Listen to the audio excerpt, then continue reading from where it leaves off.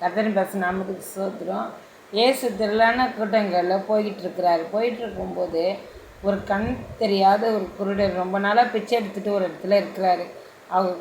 அவர் நினைக்கிறாரு இயேசுவால் தான் நம்மளை சுகப்படுத்த முடியும் அப்படின்னு நினச்சி அவர் என்ன செய்கிறாரு, இயேசுவே தாவீது குமாரனே எனக்கு இறங்கும், தாவீது குமாரனே எனக்கு இறங்கும், தாவீது குமாரனே எனக்கு இறங்கும்னு சொல்லி உரத்தமாக சத்தம் கொடுத்து கத்துறாரு. எல்லாரும் தடை பண்ணுறாங்க, அப்போ கூட கேட்காம சவுண்டாக குரல் கொடுக்கும்போது ஏசு திரும்பி பார்த்து அவர் கிட்ட போய் கேட்குறாரு, என்ன வேணும் உனக்கு அப்படின்போது அவர் என்ன சொல்கிறாருன்னா, எனக்கு பார்வை தெரியணும் அப்படின்னு சொல்லும்போது அவர் என்ன சொல்கிறாருன்னா, நான் செய்வேன் நீ நம்புறியா அப்படின்போது, உங்களால் முடியாத காரியம் ஒன்றுமே இல்லைன்னு நான் நம்புகிறேன், நீங்கள் தான் உங்களால் தான் என்னால் சுகப்படுத்த முடியும்னு சொல்கிறாரு. அப்போ அவருக்கு உடனே சரின்னு ஒன்று விசுவாசமே உன்னை ரசித்ததுன்னு சொல்லி அவர் தொட்டு சுகப்படுத்துகிறாரு. கண் பார்வை நல்லா தெரிஞ்சுது. அவர் ரொம்ப சந்தோஷமாயிடுது. அந்த சந்தோஷத்துக்கு அளவே இல்லை. உடனே பின்னாடி இயேசு அவர் பின்னாடி வழி நடத்து போகிறார்.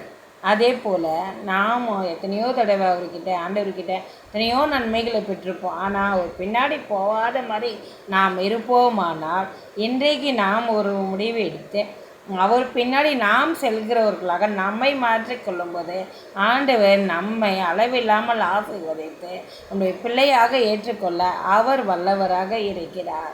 ஆமென். இந்த வார்த்தைக்காக ஸ்தோத்திரம். அவர் அப்படியே செய்ததுக்காக ஸ்தோத்திரம். நன்றி.